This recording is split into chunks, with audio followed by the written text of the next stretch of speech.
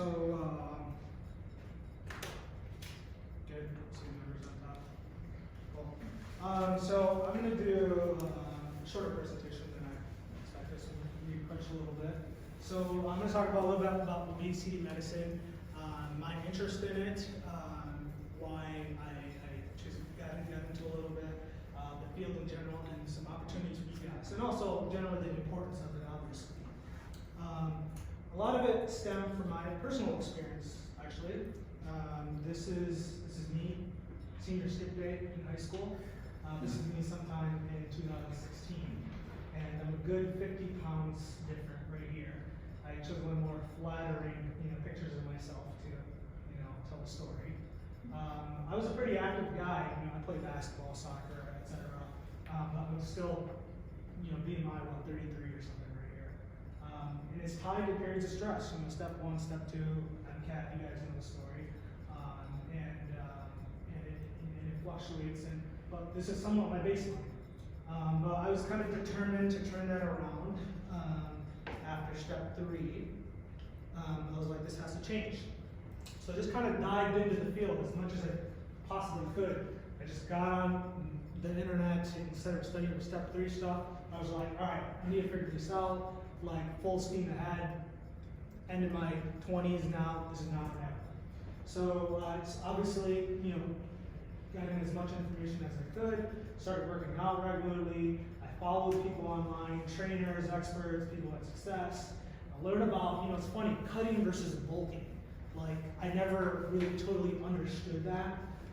Like, my process was like, work out a ton, don't eat a lot of junk food. And I'd literally be eating like sub 1,500, maybe rarely sub 1,000 calories and working out a ton. Not even understanding that you need to be in a calorie surplus to build muscle. And there's a difference between fat loss and weight loss. Because weight loss, you're technically losing muscle too. You want to be losing fat, retain as much muscle, and lose the fat. And you need a certain amount of macronutrients, especially protein, to do that. So just by being generally active during this process, initially I was losing weight, and it's simply calories in, calories out. That's the overall thing. I did get a trainer just because you see results, you see them advertised and whatnot, and for most intents and purposes that did help. And I would recommend it to anybody. It helps with accounting, coaching, and picking their brain a little bit more, and it kind of catapulted things I've learned. Intermittent fasting works. Understanding nutrition labels. I would bet most people cannot read that here, and I wouldn't be surprised half of you guys can't read that too well. And I was not good at reading nutrition labels, looking at calories, etc. Just want to point out, you probably see me eating some of these a lot. So this one is 330 calories, 26 grams of protein. Right here, we probably consume these trail mixes for snacks. That's 300 calories. Just 30 calories away from that, 9 grams of protein. We think it's a small snack. Most people think it's a small snack. No, it's a lot of calories. People eat 2 of these without even knowing there's 300 calories in it. A pop, 240 calories. Like this bag of chips, like a medium bag of chips, 260. Something when people know what they're consuming, they can make decisions. Like, literally, I don't enjoy Doritos and pop that much. I don't enjoy those. Some people really do.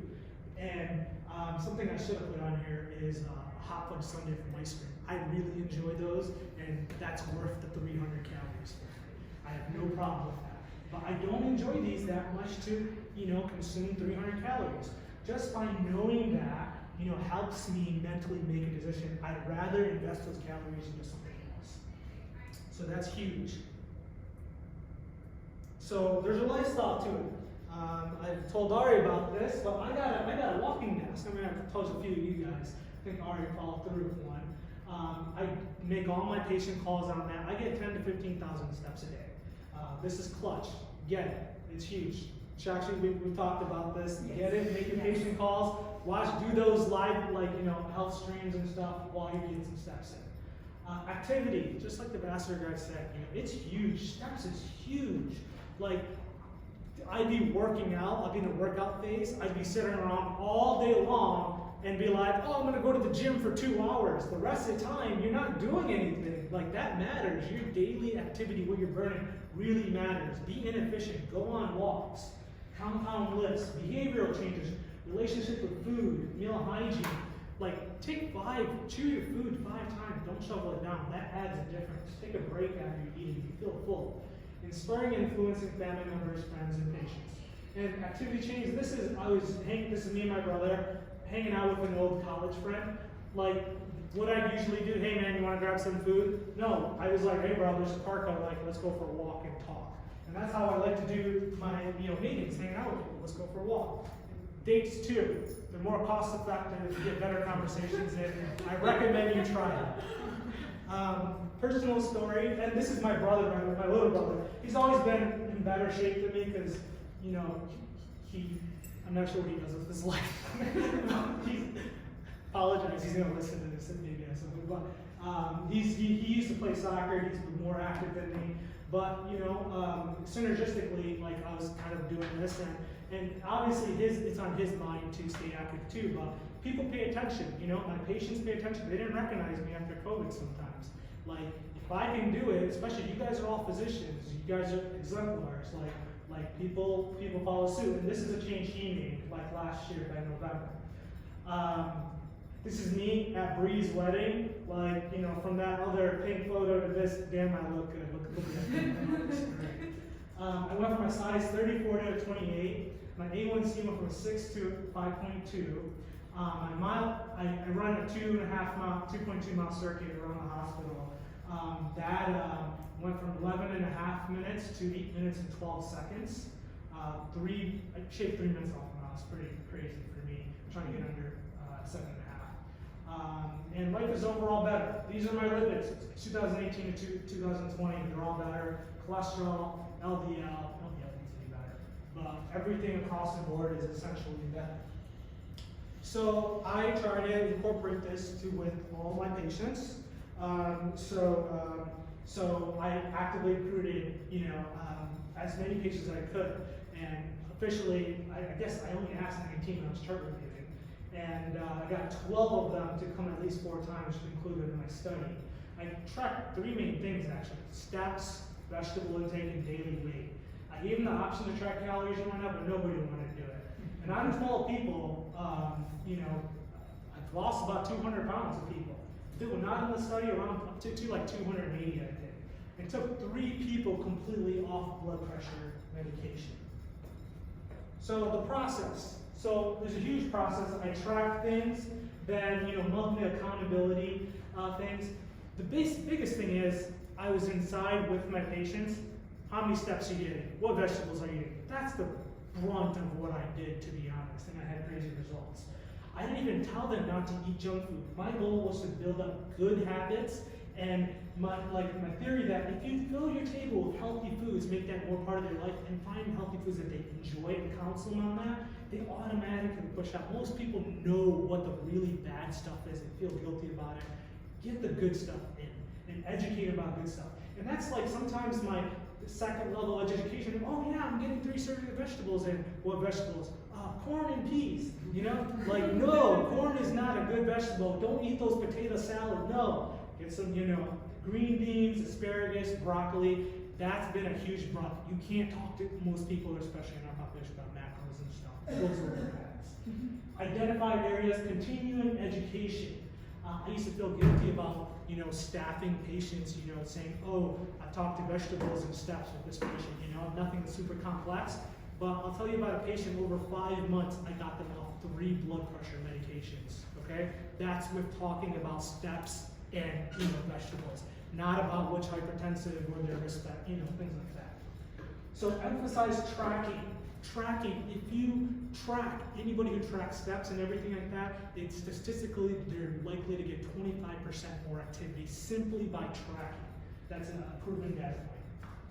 So, in the positive said, even if they have a binge day, I'm trying to build positive habits. Not the negative habits will automatically go away as you build the positive ones. Even if they have a binge day, I don't care.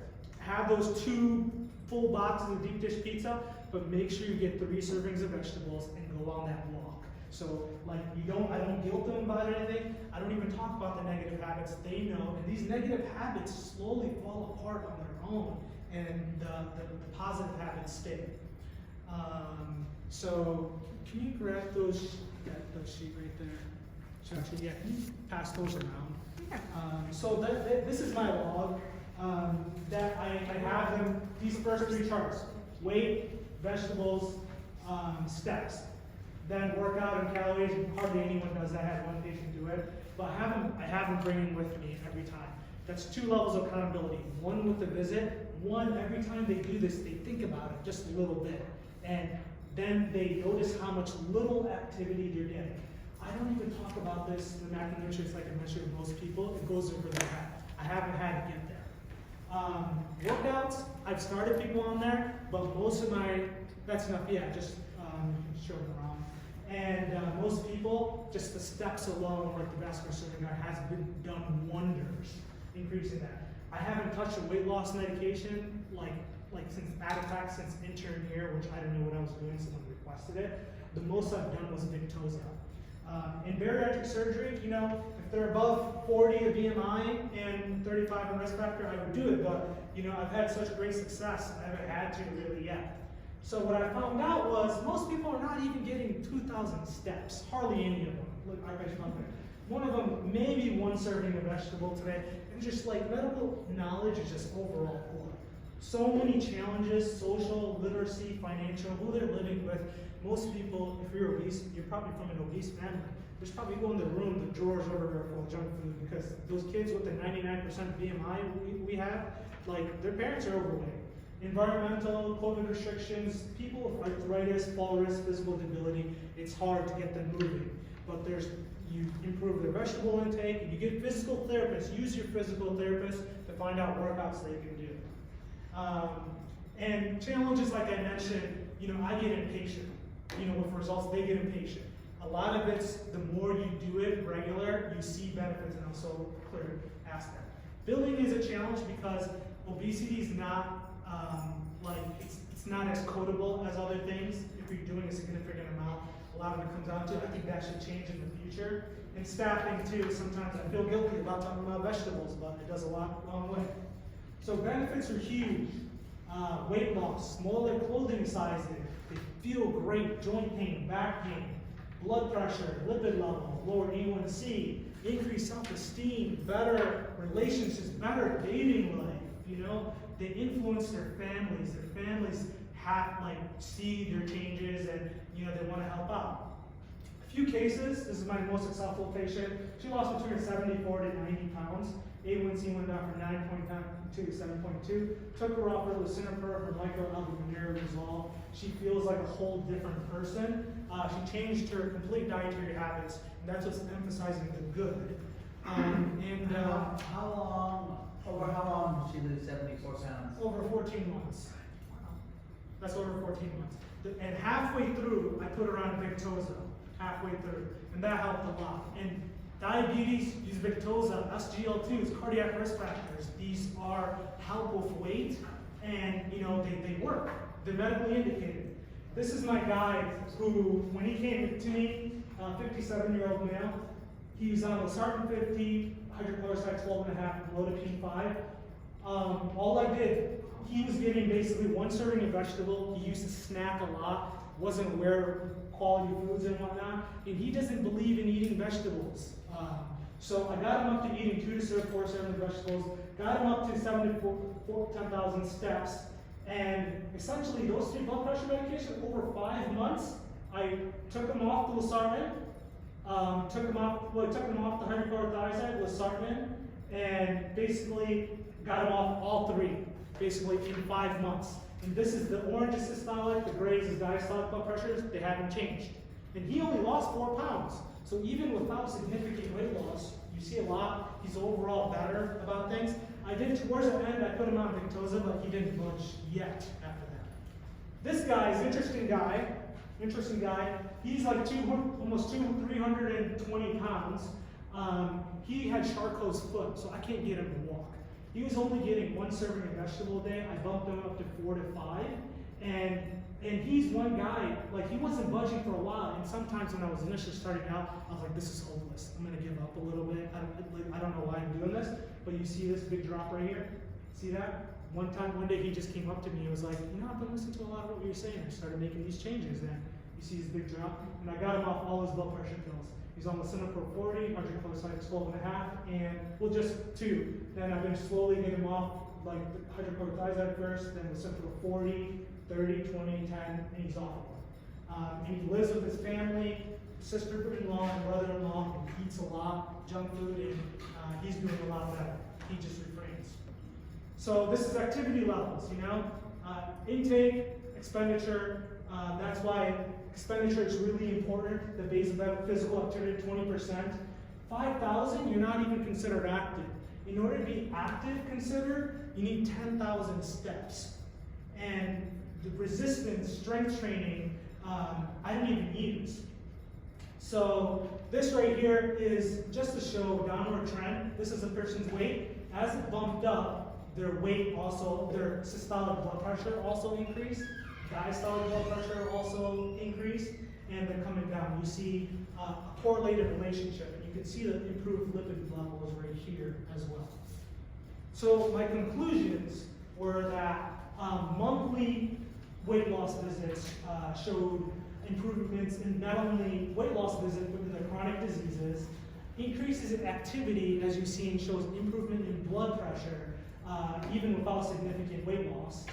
And diet and exercise works for everyone. They say everyone's individual, unique case. That's true. But there's no magical unicorn. There's no special person with these crazy metabolic issues. They're not going to lose weight if they control what they eat, have a better diet, and increase their activity. There's no one that complex. I had an aunt who came to me, and she's like, I go for a walk a mile a day. I'm still not losing weight. You know how many steps a mile is? 2,000 steps for most people. That's not a lot. You need 4,000 to 5,000. This is just a schematic I want to show you guys. Your BMI is correlated with mortality. This is 20 to 25 is your lowest mortality point. As you get above, your mortality increase. And this is hospitalization for COVID right here. It's directly correlated. Cancer, blood, diabetes, cardiovascular issues, musculoskeletal issues. It's all better between 20 to 25. When you get outside of that, everything increases. This is something I started using recently. This sticks with patients. They realize, holy crap, my BMI is at 33. I think I'm a healthy guy, but my mortality is higher. It's simply being where I am. So I recommend, what do I recommend to you guys? Monthly visits, or to anybody. We talk about smoking cessation, we're supposed to every visit. The AAFP actually recommends regular monthly visits for weight loss. So that's my recommendation to you guys. Get that BMI between 18.5 to 25, and Adipex and other weight loss, there's so many disease-specific medications. Get them on those. Like, even if they're a little hypertensive, the benefits, long-term benefits, are greater in my opinion than small increases in blood pressure. We're too sensitive to all that. Walking, it's low impact on the joints, so many benefits. Continuous medical education. Educate yourselves about nutrition and activity levels. You solve almost all the metabolic problems we see. So please educate yourself. These are some medication, metformin, topiramate, GLP-1s. A lot of these, my goal is not to go over them, is to make sure that they exist. Know they exist. These, know that a lot of medication cause weight gain. We should be aware of that. You know, GLP-1, diabetic medication, these cause weight gain. These cause weight loss, right here, metformin, GLP-1s. Blood pressure medication, these cause alpha blockers, beta blockers, they cause weight gain. Antidepressant, these cause weight gain. Bupropion, Wellbutrin, actually contributes to weight loss. Switch those medications. Be aware of those medications that cause them. These are just going to go into that. There's so many medications. Know which cause weight gain, which doesn't. So obesity medicine as a field. There's board certifications, there's fellowships. It's not really like official specialty right now, and that kind of goes into the field of insurance costs. It's not, some cover it, some don't. You could do cash pay.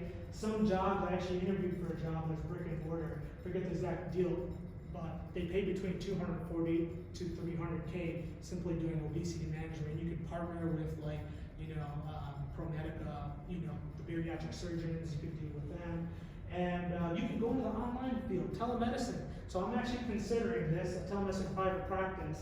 I I think it's going to be EMR is going to be 300 to 500 for a functional EMR for monthly costs. And then I could do cash, insurance, and whatnot. You could do a partnership model. There's Inara, there's a lot of these things we can contract with them to be a physician, and you'll probably make a decent amount doing that, but they bill higher. They do a lot of the work for you. They just take the end of it. Your own brand and income potential. Like, you could build your brand, lifestyle medicine. Like, if you want to do some stuff on the side or the weekend, and this is really the crux of medicine in so many social aspects. Like, do it. It's not that hard. You can get really good at it. You can impact the life. My patient lost 70 pounds. She feels like an entirely different person. All her clothing is a little different. When you see patients lose 5 to 6 pounds, and each time they come in and they tell you about it, it feels great. They feel great, you feel great. And the lifestyle medicine aspect, I want to tell you, like, just one guy here, this guy right here, is an Instagram guy, he's in the fitness industry. He has a PhD in leukemia and a master's in biochemistry. He does training, and he kind of considers himself a metabolic expert. Okay, I've listened to some of his podcasts. Initially, when I was an intern, okay, he's saying a lot of big words. Now when I listen to him, he uses a lot of mumbo jumbo that does not make any sense. Honestly, like, he talks about, well, I should be, a little fair to him. He talks about these rheumatologic diseases. He's saying big words, but he's really not saying it. The real metabolic doctors are you guys. He's even referenced as an MD on some website. He's not an MD, he's a PhD. You guys are doctors. You guys could do this far better than him. He makes thousands of millions. He's a business coach, etc. There's so many people marketing themselves, and there's so many people. Things I've heard that I can remember, incorporate this important ingredient into your diet, and voila, you're losing weight. Some random ingredient, suddenly you're losing weight. This drove me nuts. This lady, this alternative health lady. Sugar is not the enemy. We need sugar. Doctors have been misleading us about sugar and diabetes. She has a great following and minimal people correcting her. It just drove me mad. And this, I saw an advertisement, ask your doctor to order CRP to check for inflammation. If they don't, find a new doctor. These people exist and they're getting clienteles. Get on the spear, take ownership of your profession of medicine and get on there. You don't have to do this full time. Just make your presence known, maybe do something on the side, build your brand. These guys have like speaking engagement products and making thousands if not millions. So get in there. So you are a doctor, you prescribe medications, you know metabolic medication, you see the big picture. You should know nutrition more than, I didn't know as much. I'm afraid of you guys' knowledge around. So you will do so much better than these alternative health and other degrees. You guys are actual metabolic doctors, know what you're doing. Sure. So I think it's a great field. You guys should all do. It's a lifestyle field. You can do it on the side. And I think it's the root cause of our social ills and metabolic disorders. Any questions? Yes. First off, congrats, man, on your journey, and like those lab values were insane. Just to see, like, 2018 to 2020, that was awesome. How much does one of those walking treadmill things cost? So that one, that's the brand that I have. I got it used for $500, and that cost $1,600. And if mine breaks down, I would buy it over again. But Ari actually got a cheaper one for like $200-300. I bought a standing desk for $300 and a treadmill for $300. And then you build this, just put them together. Yeah. So yeah, you can get cheaper ones like that. Yes. I don't know why, but like in class, like people are saying like the BMI, not that anymore, but like I don't know why is the BMI becoming controversial? Most of that, in my opinion, is use the BMI. The BMI is useful. Most people who are bulky and stuff, muscular, I feel like traditionally that's an excuse to be like, oh no, the BMI is not really accurate. No, it is pretty accurate for most people, especially Americans. Yeah. It's accurate. But there's people who it's not accurate, who has different builds, more muscle, etc. But in general, as physicians, we can go off that. Mortality's clearly correlated. COVID deaths are correlated. Everything's correlated. So I would modify that actually. So BMI is you can calculate it for the studies though correlating BMI with health outcomes were done essentially exclusively in white males. Gotcha. Okay. Yeah. And so, although it is perhaps reasonable to extrapolate, we don't know that it Yeah. has the same predictive value in non-white males or women. Gotcha. There we go. I'll take one more question. I think Dr. Burdock has, Two-parter. Yeah. With your intermittent fasting, did you Yeah. do a 8-16? And did you do any carb restriction as far as a certain amount of grams per day? Intermittent fasting, what it essentially does is reduces the amount of calories you're eating. That's all it does. For the most part, all these metabolic issues, they're not clear cut at all. Like it increases your adrenaline and stuff like that. It's not clear cut, it's proven. I do general, I eat at lunch and I eat at dinner. I don't, clear cut. You just reduce in the winter, whatever you can to reduce one meal. Your body quickly adapts, and I don't think most adult males really, unless you're growing, this is not 100% proven, but it's a growing thing. Breakfast is not as important for growing people as, for children and things like that. So you just reduce it, and you're eating less, you're gonna be absolutely fine. Stay hydrated though. And carbs, for me personally, I do reduce your carbs. Carbs are technically the only nutrients, macronutrient you don't actually need as much. You actually do need fats and protein. So I get like 50 to 60, but you can get up to 100 and whatnot. But I liberally eliminate carbs, but I want something, to have it. So I have about 50 to 60 a day. So I'll cut it short just so I know Dr. Burdock has to get back. But I'm happy. If you guys have any questions, I think everyone should do this.